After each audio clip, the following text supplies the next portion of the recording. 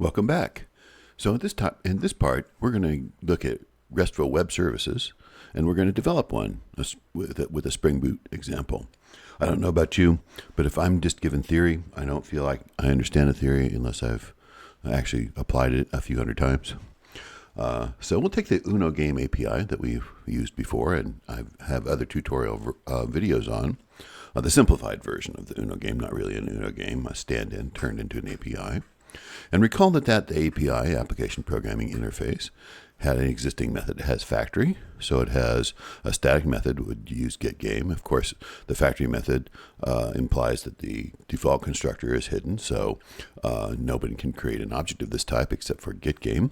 So remember that getGame enforced a single game name, that is one game for one name, via a hash map. So if a game name is attempted to register more than once, only one game would be created.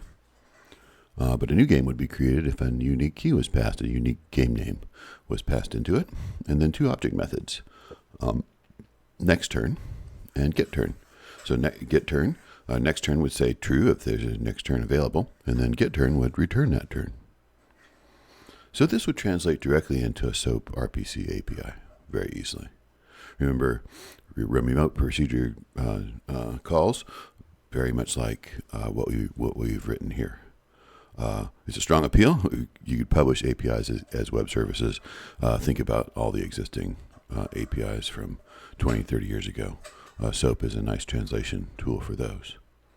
But for modern API, and we're going to use REST, we could translate this into URLs directly, right? URLs are very flexible.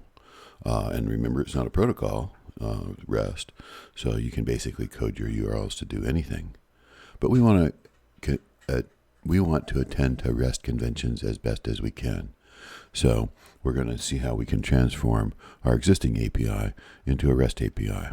So this is my choices here, and these are up for discussions, by the way. So I've used the four verbs.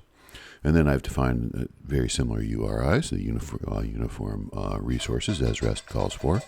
So post URI games will create a game if one does not exist, and the request body will contain the game ID, and it returns the game ID. The put will be modified. That is actually, this is the biggest design decision I had to think through, because get turn seems like get, but it's not really. Because a get should only be a read method. It should not modify server resources. But what are you doing when you return, when you call get next turn? You're modifying the state of the game. So I decided that a put operation, which modifies the state of an existing game, and remember put or patch are for modifying existing server objects. So I've decided that the REST verb put would be the best match for this. So the URI there will be games, then the game ID. And then it will. Then you can pass it a turn, and then how many turns you want. I'm not sure if I'm going to fully implement all of that. This will use both next turn and get turn. So it'll call next turn if it's available, call get turn, and return the results to the caller via the put response. So get is just going to be a read operation. It's not going to. So get, and we use the URI games. It'll return a list of all known games, their names.